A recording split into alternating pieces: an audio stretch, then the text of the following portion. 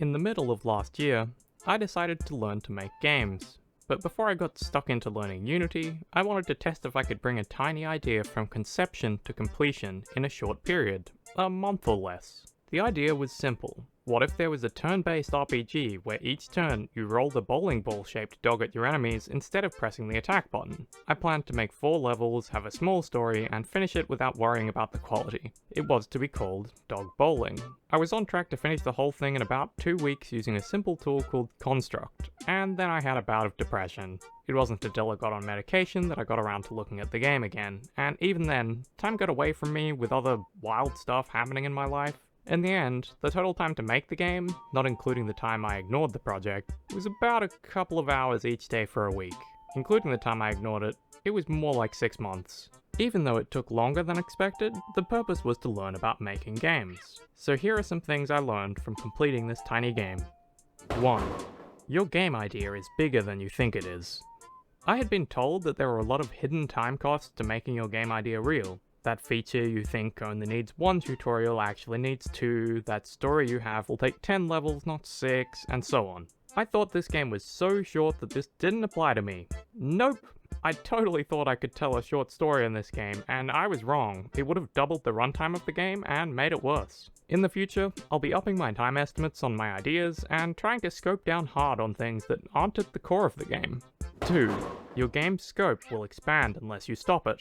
Similarly, I also thought I was immune to scope creep, because this idea was literally 4 levels long. As I kept going, I realized I wanted each level to have differing challenges, and for the 4th level to have unique background art, and then I realized I was going overboard. Construct's free version event limit was actually really helpful in this regard, because I quickly realized how out of proportion I was blowing things. It wasn't possible to make that bigger, cooler game, and I was reminded that this was a learning project. While I learn to make games, I'll be trying to avoid scope creep by really evaluating the things I add against my goals. I'd also like to keep my first non-learning games to a contained scope, since that'll make me more likely to actually finish and release something.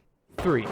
Perfectionism has to be fought against. I have some perfectionistic tendencies, and especially when it came to art, I procrastinated doing it because I feared that it wouldn't be good. I'm not an artist, and the final game just looks okay, but the goal wasn't really to make a beautiful game. It was to learn things about making games and prove to myself that I could make a game and enjoy it. And I did, when I wasn't ignoring my game for months because I didn't want to do the graphics. In the future, I think I'd like to take a more relaxed approach to the graphics, and remind myself that it's okay for them to be a bit wonky. Once I'm selling games, I'll have to put more effort in or pay someone to make nice graphics, but my goal is to learn about implementing and planning out graphics, more than the specifics of being a super good artist. 4. Prototyping is as good as everyone says. Before making my game, I knew the design was relatively shallow, but solutions to that weren't obvious. After playing the core loop of the game a few times, I started to see areas I could add depth, new targets to aim at, reasons to avoid certain enemies or attack certain ones first, and I also got an idea of what sorts of game feel would make the game more or less interesting. For the purposes of this game, I ignored all of these because the goal wasn't to make the best game possible, it was to make something functional within Construct's free version and build confidence. If I was expanding the game though, this prototype gut check would have been enormously helpful, and it's something I'll want to do going forward. 5. I can make games if I'm willing to push past the discomfort. I don't like being bad at things. I find it quite uncomfortable to try something and immediately fail, because it makes me feel like I'm stupid. Like, I'm just doing something really basic here, so why am I so bad at it? But when I stuck with the game through ridiculous bugs like the text box not working, the game not starting properly, the enemy shooting infinite fireballs forever, and the next level freezing instead of starting, I found myself having fun and making something that counts as a game. Moving into my next game, I'd like to remember that the discomfort associated with being bad at things is okay, and that it doesn't have to stop me. If I keep going, I'm sure I'll finish my next game too, and the quality is only going to go up from here. 6. Finishing things propels you forward, but the middle is hard.